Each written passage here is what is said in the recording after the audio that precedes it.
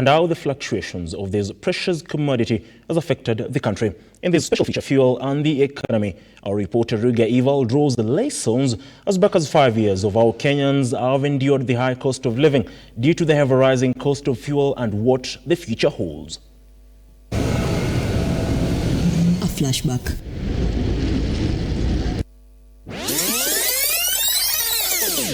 Five years ago, fuel prices, and especially petrol, was retailing at 106.30.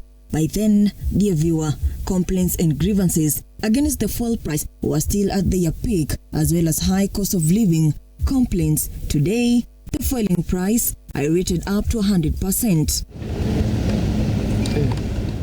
This inflation might have been caused by the COVID-19 pandemic and the Russian war. However, does Kenya has anything to celebrate? Even after more taxation policies were put in place, mention an increase in GDP, more national developments, fuel pricing, petrol, diesel and paraffin is the country's economic backbone. The year 2017, fuel was costing as follows. A litre of petrol was retailing at 106.30. A litre of diesel was retailing at 94.82. A litre of kerosene was retailing at Kenyan shillings 74.82. Today, fuel prices have inflated with a 100% increase, whereas in the year 2023, a litre of petrol is retailing at 211.35, a litre of diesel is retailing at 200.88, and a litre of kerosene is retailing at 198.46. This is a reminiscence of how life was 5 years ago as compared to today. More than 1.074 billion liters of fuel are used every day in Kenya, while about 830,000 Kenyans use public vehicles a day. Ever wondered who comes up with transportation policies? Who decides the standard minimum transport? Mimi nataka niwaambie hii mafuta inaongezwa usiku na mchana. Mimi nataka niwaeleze ya kwamba these people don't understand the damage they are doing to the people and the economy of Kenya. Kwa hii taxes wanaongeza usiku na mchana. Na mimi nataka niwaulize watu wa hapa Manga, tafadhali, mkiona tumesimama hapa mbele yenu, tunawaambia ya kwamba tutengeneze hiyo serikali inakuja ambayo inaelewa lugha ya mwananchi wa kawaida. As the cost of living continues to burden Kenyans every rising day, a number of Kenyans have lost confidence in the Ruto's regime. Turn up. Nataka unipeleke Mwihoko Mwihoko hapo itakuwa ni saa 3. Saa 3 hapo. Unajua saa mafuta imeongezwa bei. Meet Dominic Nderito, a bodaboda rider from Wendane, Kiambu County. Ngumu kwa sababu hata wakati ule hata kazi yenyewe kwenye ilikuwaga kulikuwa wateja wengi. Sasa hii hata wateja wenyewe hawana hiyo bei. Unaona? So sasa hii una survive na Kenya unapata. Una survive na Kenya unapata. Lakini bado una survive tu kwa sababu lazima kuna wavi wakaenda hata kani wachache wako tu. Lakini sasa hii 217 ukiweka lita moja 217 sikudanganyi hapo unadhokoma kaa punch. Unaweka punch tu na ile mafuta. Unaweka mafuta nyingine. So unapata yani ni ping pong ni hapa kule.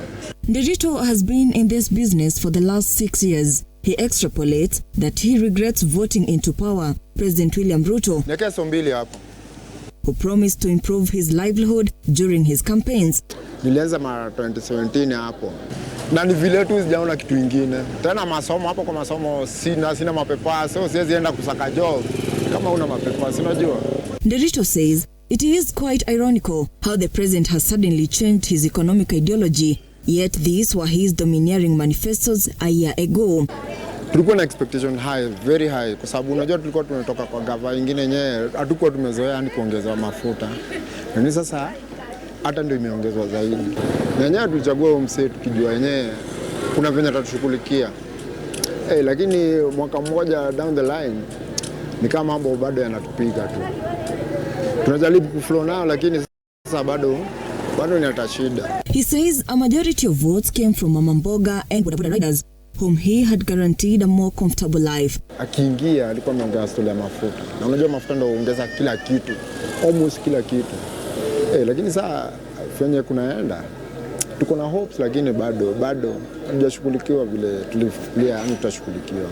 Initially, during the previous regime, Nderito explains he could make around 500 profit within 24 hours, but now the situation has changed and he has sunk in debts due to his business performing poorly. Hata kama sikuwa full time, nilikuwa ile gidhaa natoka, tuseme nikiingia hata kama ni gidhaa ya jioni, unapata kuna do yako umepata. Sababu wakati ule ikilitel at 100 shillings at least kwa liter, at least hata kama unatokuma 500 unajua haiendi yote kwa mafuta. So ilikuwa fiti. Lakini sasa hivi fenye tu mambo yanaendelea, unapata hata ukipata ile punch haitosha mafuta na haitosha kwako, na unajua si mafuta tu, kuna mahitaji mengine. So from 2017 na kuingia kwangu, yani kufikiria mambo ya nduthi, ni ile tu niliona nyejo hii kama nduthi, kama mafuta ni liter 100, na hata bei ya nduthi yenyewe ilikuwa chini, kwa sababu nduthi tulikuwa tunanunua na 70k. Sahi nduthi kimbayo nduthi mpya ni 200,000 kwenda juu. Nevertheless, Nderito is still hopeful that fuel pricing shall go down as time goes by. In the need to understand more on April pricing effect, I take another trip to Lavington, Nairobi County.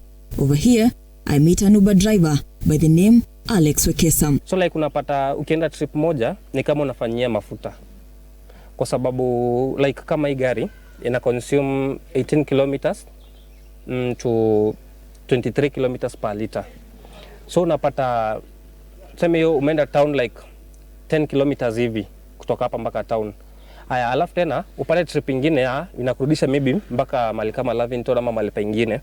So unapata inakuwa a bit challenging sana. Cause unaona, so inamaanisha trip moja ni ya mafuta, trip nyingine ndio yako. So lakini trip nyingine ukumbuke unagawana na application, because application pia inakata commission yake. Haya, and then bado pia we mwenyewe unataka ku have your money there, and then bado pia unapata mwenye gari, juu sasa mimi ni dereva, mimi si mwenye gari. So pia mwenye gari amekungoja. So unapata kwa ile 200 ni struggle, mna struggle pale hivyo. Alex says it has been tight in this business, especially for the fact that kwa sababu nikikuja all along napatana na traffic. So one thing, I'm wasting time kwa barabara. Second, siwezi zima gari ati niseme ni kusave fuel, kwa sababu niko kwa traffic na ina move. So na bado kwa traffic bado fuel tu inaendelea bado kuongezeka. But tunapata ile mapato yenye napata ama ile pesa yenye customer talipa inakuwa ni ile bado hai change. So like unapata kwa hizo applications tumewekewa ile base fare. So kuna ile minimum alafu sasa kiendelea hivyo. But unapata ndio wakuongezee utakuwa umeitana sana. He argues online transport policies requires a review. For instance, every time there is traffic, he uses more fuel, which is a loss in comparison to the passengers transport. But the applications zime maintain ile bei ya kitambo. Ile bei yenye mafuta ilikuwa 100 bob ndo wame maintain bado. What does a company take? For example, 20% of the amount you have made. So 20%, that means if you have make 100 shillings, so 80 shillings is yours, 20 shillings is nyao. Online transport companies, namely Uber and Bolt, are yet to review transport pricing, which Alex terms as a big shortcoming in this business. Additionally, Wekesa continues to say that the company's policies are a challenge and often puts them at risk of losing their daily customers. What it should be taken, it's like wao ndio wanafaa watu nini upande yetu, because what they do, you know, them they are into business and they earn through the commission which we pay. So but if we tukipeleka ile malalamishi yetu pale hivyo tuambie hapana, hapa kuko hivi na hivi na hivi, they block you. The driver nevertheless maintains, in order to rectify the current situation, the Kenyan government must lower the fuel prices. First, ni mafuta ishukishwe bei. Kwa sababu mafuta unajua ndio ina drive the economy. Everything ina run through fuel. And hata upande wa logistics, if watu wajajua, logistics is the main sector which ina run the economy, because ndio hiyo unga itoke mali iko, ifike mali, tuseme itoke Mombasa, ifike mpaka Kisumu, ni transport inatumika hapo hivyo. So unaona fuel price ikiwa juu, so inamaanisha aje? Pia hiyo unga itaongezewa bei. So mwananchi ndio ataumia, ndio at least pesa ya mafuta ipatikane.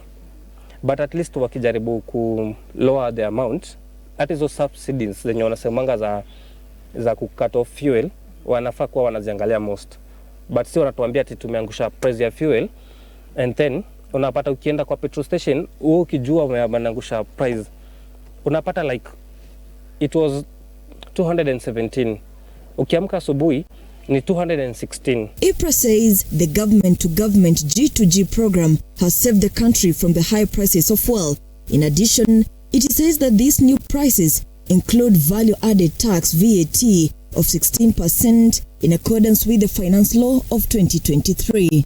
Tumefanya MOU ya kuhakikisha ya kwamba tunaweza